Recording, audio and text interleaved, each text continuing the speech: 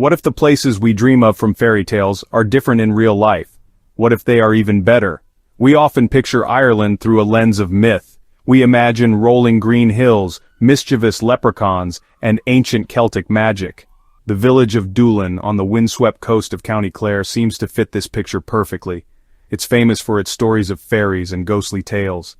Travelers come here expecting to find a land untouched by time, a place where legends feel real. And while that magic is certainly in the air, the real story of Doolin is so much richer. It's a story written not by mythical beings, but by real people. Doolin is a gateway to incredible sights. The mighty cliffs of Moher stand just down the road, the Aran Islands lie across the water, and the Burren, a unique and rocky landscape, surrounds the village. These places are steeped in folklore. You might hear about the witch Mal who supposedly leapt to her death from the cliffs, giving Hag's Head its name. You might also hear of Hy-Brasil, the phantom island that appears off the coast only once every 7 years. These are the stories that draw us in. They add a layer of wonder to an already beautiful landscape, but they are only the beginning of Doolin's tale.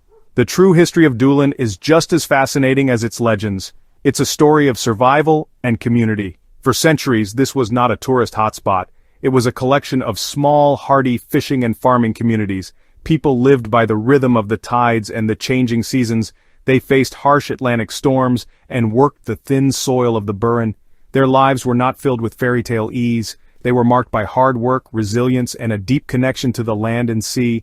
This real history has shaped Doolin into the place we see today. When you walk through Doolin, you are walking on ground that holds these real stories. Every stone wall was built by hand, stone by careful stone. Every narrow lane was once a path for farmers moving their cattle. The charming pubs that now echo with music were once gathering places for fishermen to share news and find comfort after a long day at sea. The fairy tales are fun, and they add a bit of sparkle. But the real magic of Doolin is found in the strength and spirit of the people who built it, lived in it, and passed it down through generations. Doolin is famous as the traditional music capital of Ireland.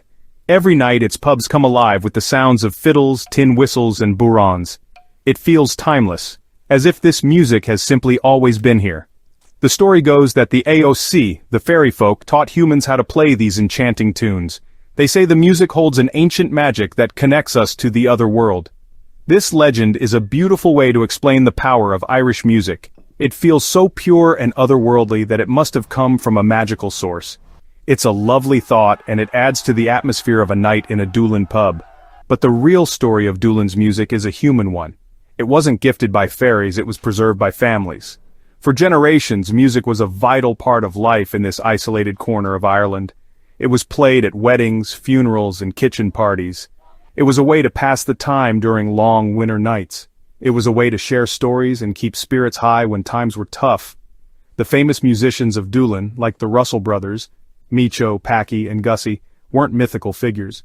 They were local farmers and fishermen who happened to be brilliant musicians.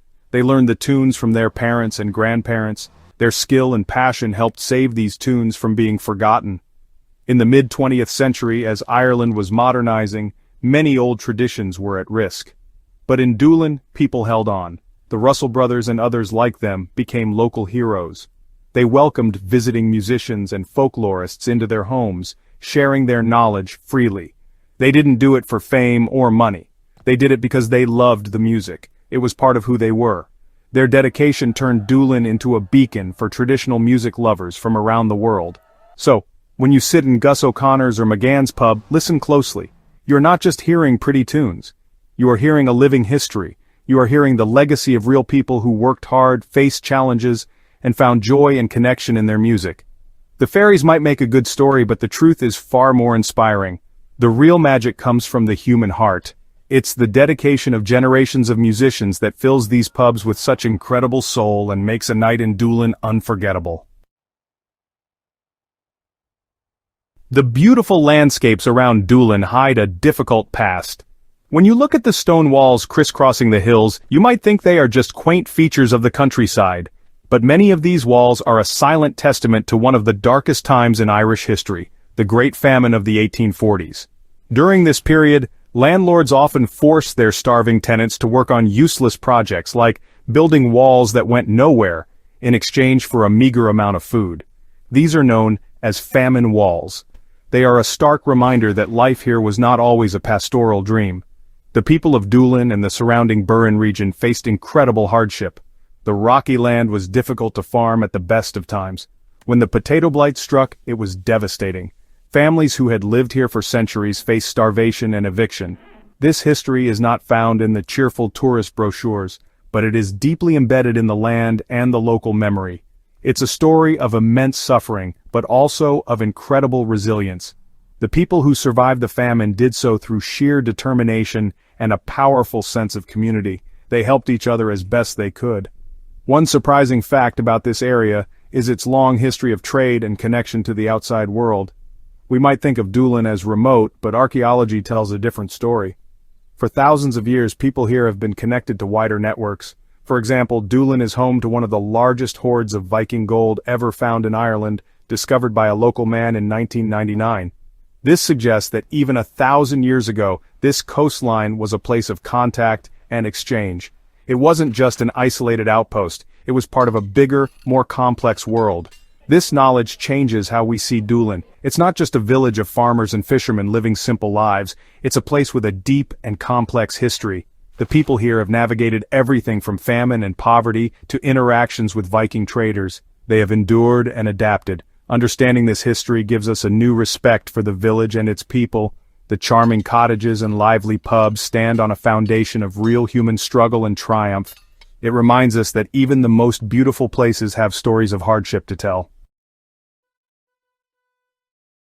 In the end, what makes Doolin so special? Is it the myths of lost cities and fairy forts? Or is it something more tangible, more human? The legends are a wonderful part of the experience. They color the landscape with imagination and wonder. But the true soul of Doolin is found in the stories of the people who have called this place home. It's in the hands that built the stone walls, played the fiddles, and launched their carracks into the wild Atlantic. The real history is not a distraction from the magic, it is the source of it. Think about the fishermen of Doolin. For centuries they have navigated these dangerous waters in small traditional boats called currachs. These boats are made of little more than a wooden frame covered in tarred canvas. Taking one out into the Atlantic takes incredible skill and courage. This is not a legend, it's a living tradition.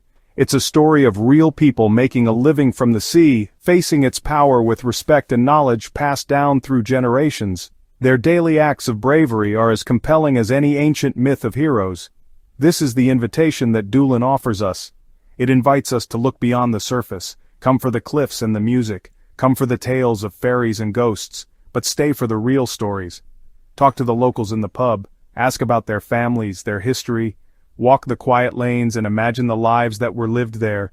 See the famine walls not just as old stones but as monuments to human endurance. The more you learn about the real Doolin, the more you appreciate its profound charm. Ultimately, every magical place on Earth is shaped by the hands and hearts of real people. Doolin's enchantment isn't woven from fairy dust. It's built from generations of hard work, community spirit, musical joy, and quiet resilience. Its past is not just a collection of dates and facts, it's a rich tapestry of human lives. So when you visit, listen for the whispers of history beneath the melodies in the pub. By seeking out the real Doolin, you'll find something far more powerful and lasting than any fairy tale. You'll find the true spirit of Ireland.